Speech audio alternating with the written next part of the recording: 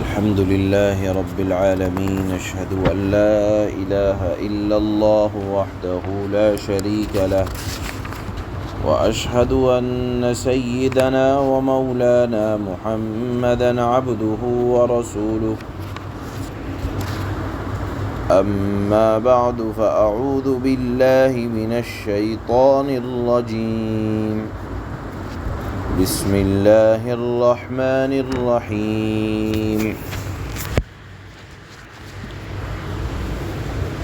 إذا زلزلت الأرض زلزالها وأخرجت الأرض أثقالها وقال الإنسان ما لها يومئذ تحدث أخبارها بأن ربك أوحى لها يومئذ يصدر الناس أشتاتا ليروا أعمالهم فمن يعمل مثقال ذرة خيرا يره ومن يعمل مثقال ذرة شرا يره.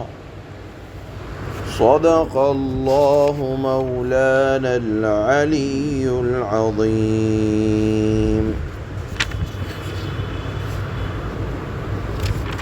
یہ سورۃ الزلزال ہے. سورۃ الزلزال، اس کی خاصیت یہ ہے، اللہ کے نبی صلی اللہ علیہ وسلم نے ارشاد فرمایا اس سورت کے بارے میں کہ یہ سورت قرآن کے نصف حصے کے برابر ہے. اور ایک حدیث میں اللہ کے نبی نے فرمایا کہ سورۃ الزلزال کو اپنی نمازوں کے اندر پڑھو. جو آدمی سورۃ الزلزال کو اپنی نمازوں کے اندر پڑھے گا، اللہ پاک اس کے لیے اپنے زمین کے خزانوں کو کھول دے گا. یہ اللہ کے نبی نے ارشاد فرمایا. اسی طرح ایک دوسری حدیث میں یہ مضمون بھی ہمیں پڑھنے کو ملا کہ اللہ کے نبی نے فرمایا کہ سورۃ الزلزال کو اپنی نمازوں میں پڑھا کرو، اس لیے کہ سورۃ الزلزال کو کثرت سے پڑھنے والا اللہ تعالیٰ اس کو ہر خوف سے امن عطا فرمائیں گے. ایک بات یہ آتی ہے ذہن میں کہ اللہ نے اس سورت کو، سورۃ الزلزال کو آدھے قرآن کے برابر کیوں کہا؟ علماء نے جواب دیا ہے کہ اللہ کے نبی نے نصف قرآن یعنی آدھا قرآن اس سورت کو اس وجہ سے فرمایا کہ قرآن کریم کے اندر اللہ پاک نے 4 چیزیں بڑی کثرت کے ساتھ بیان فرمائی ہیں، بلکہ اگر یہ کہا جائے کہ قرآن کے مضامین کی اگر خلاصہ کیا جائے تو 4 چیزوں کے ارد گرد رہتا ہے. نمبر 1 زندگی، یعنی زندگی گزارنی کیسے ہے. نمبر 2 موت، یعنی موت کا آنا بالکل یقینی ہے. نمبر 3 حشر، یعنی مرنے کے بعد اللہ پاک سب کو جمع فرمائیں گے. نمبر 4 حساب و کتاب. سارا قرآن کریم کا موضوع اسی کے ارد گرد رہتا ہے. اس صورت کے اندر اللہ نے حساب و کتاب اور موت کے بعد کے حالات، یا یہ کہا جائے کہ حشر کے حالات، 2 مضامین کو اللہ نے اس صورت کے اندر بیان فرمایا. اس وجہ سے اس کو اللہ کے نبی نے نصف قرآن یعنی آدھے قرآن کے برابر ارشاد فرمایا ہے. اسی طرح آپ نے پڑھا ہوگا قل هو اللہ احد، یہ تہائی قرآن کریم کے برابر ہے. اور قل یا ایھا الکافرون یہ 1/4 قرآن کریم کے برابر ہے۔ یہ صورت کیوں نازل ہوئی؟ اس صورت کے نازل ہونے کا مقصد یہی تھا کہ منکرین قیامت بار بار پوچھتے تھے کہ قیامت کب آئے گی، قیامت کب آئے گی۔ اس سوال کے جواب میں یہ صورت نازل ہوئی، اور رات کا ایک حصہ گزرا تھا کہ اس کا نزول ہوا۔ رسول اللہ صلی اللہ علیہ وسلم نے فجر کا انتظار نہ فرمایا، رات ہی میں آپ گھر سے باہر تشریف لائے اور اس کی تعلیم فرمائے۔ عام طور پر اللہ کے نبی کوئی صورت یا آیت نازل ہوتی تو فجر کے بعد آپ فرماتے کہ یہ صورت، یہ آیت، یہ فلاں مقام پر نازل ہوئی ہے، آپ اس کو فلاں جگہ رکھ دیں، فلاں جگہ فلاں آیات سے ملا دیں۔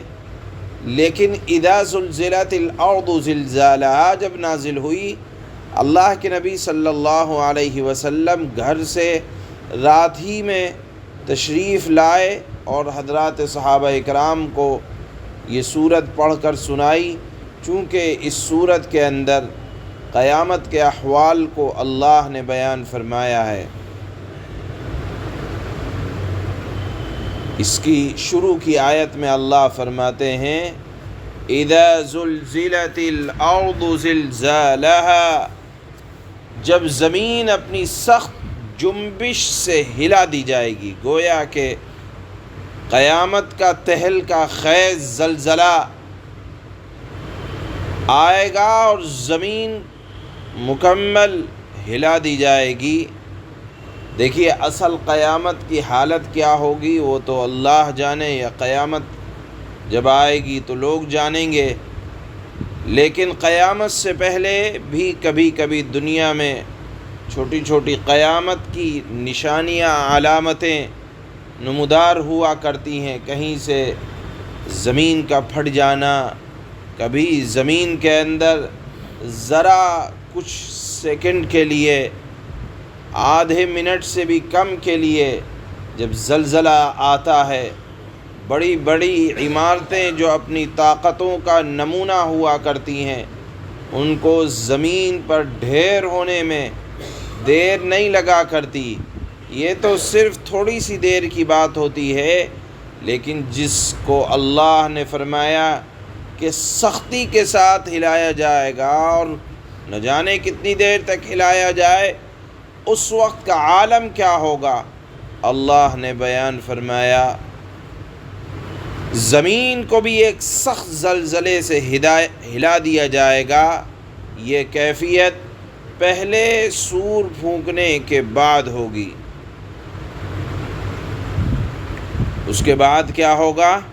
وَأَخْرَجَتِ الْأَرْضُ أَثْقَالَهَا، پہلی مرتبہ تباہی آئے گی، اس کے بعد دوبارہ سور پھونکا جائے گا، اور پھر زمین اپنا بوجھ باہر نکال پھینکے گی۔ یعنی زمین کے اندر جس قدر زمین بوجھل ہے، ہم سے، ہمارے مردوں سے، سارے کی سارا بوجھ زمین نکال کر باہر پھینک دے گی۔ ایک مطلب۔ دوسرا مطلب یہ ہے زمین اپنے بوجھ کو باہر نکال پھینکے گی، یعنی زمین کے اندر جتنے خزانے، جتنے دفینے موجود ہیں، زمین اپنے سارے خزانوں کو باہر نکال پھینکے گی۔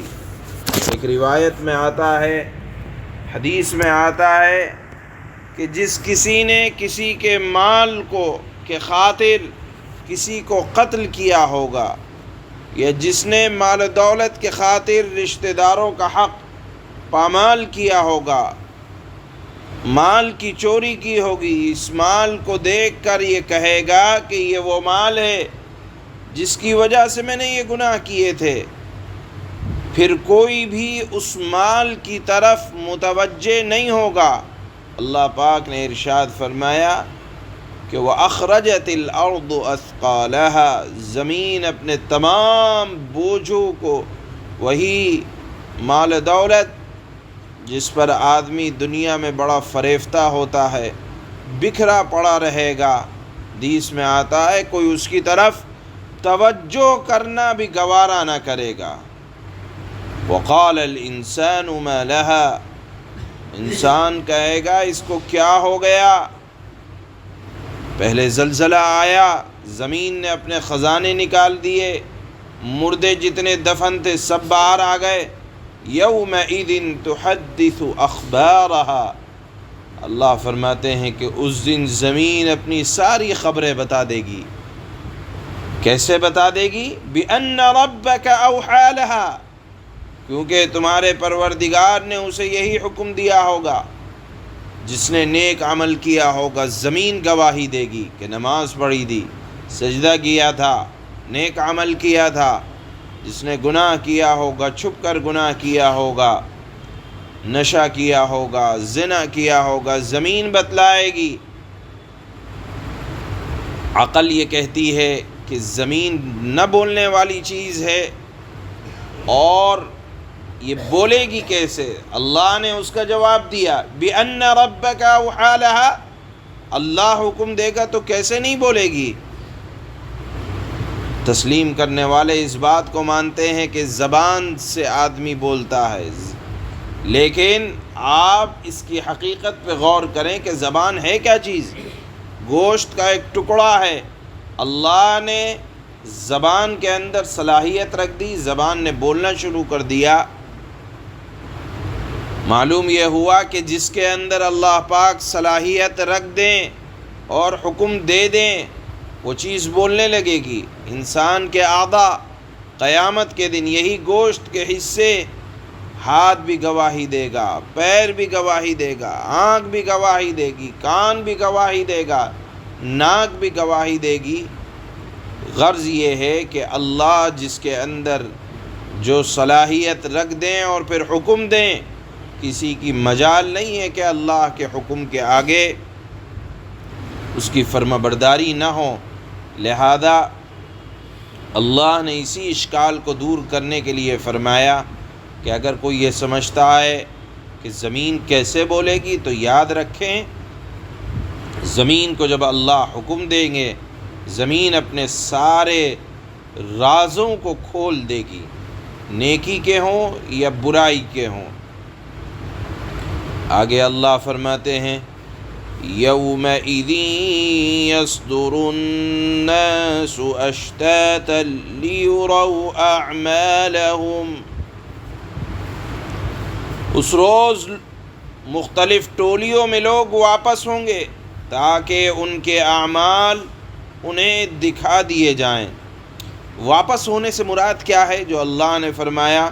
اس کا ایک مطلب یہ ہے کہ قبروں سے نکل کر میدان حشر کی طرف جانا بھی ہو سکتا ہے۔ اس صورت میں اعمال دکھانے سے مراد ہوگا اعمال نامہ جو دائیں بائیں ہمارا تیار ہو رہا ہے، فرشتے تیار کر رہے ہیں، وہ دکھلا دیا جائے گا۔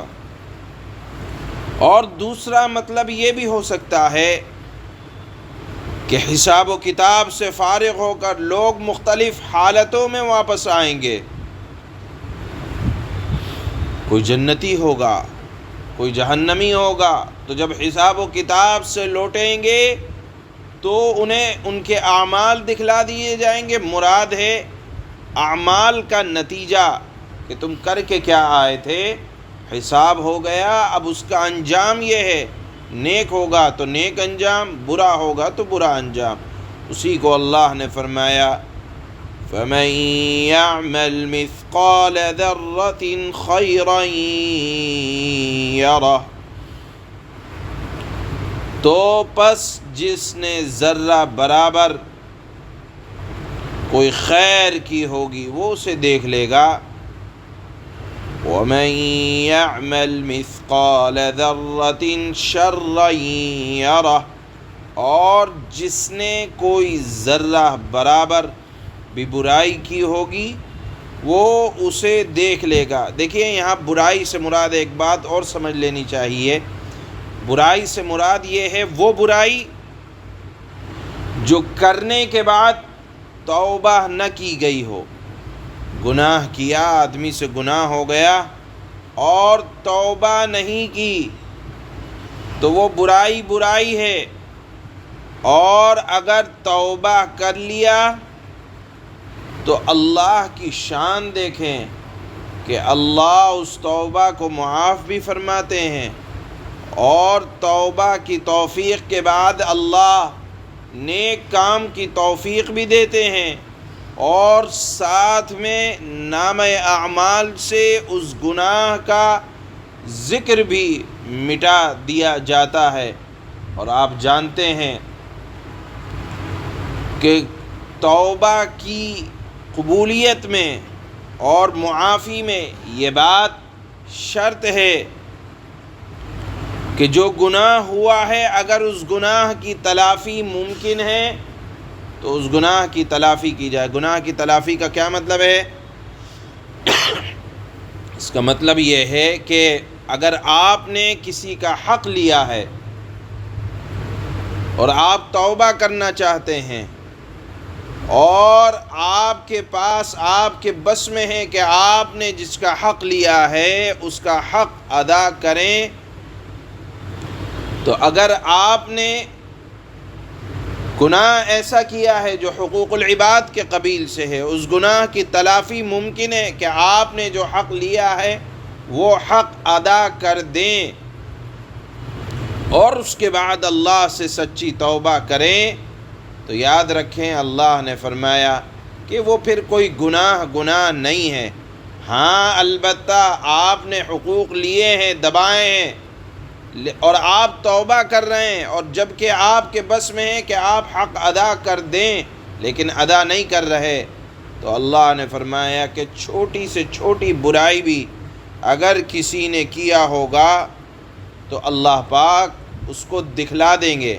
یہاں یہ بھی سمجھ لینا چاہیے کہ مثال کے طور پر اگر کسی نے بہت سارے روزے چھوڑے ہیں، بہت ساری نمازیں چھوڑی ہیں، اس گناہ کی تلافی ممکن ہے، آپ قضا کرنا چاہیں کر سکتے ہیں، اللہ نے صحت دی ہے، تو حکم یہ ہے کہ آپ پہلے قضا کریں اور استغفار کریں اور توبہ کریں۔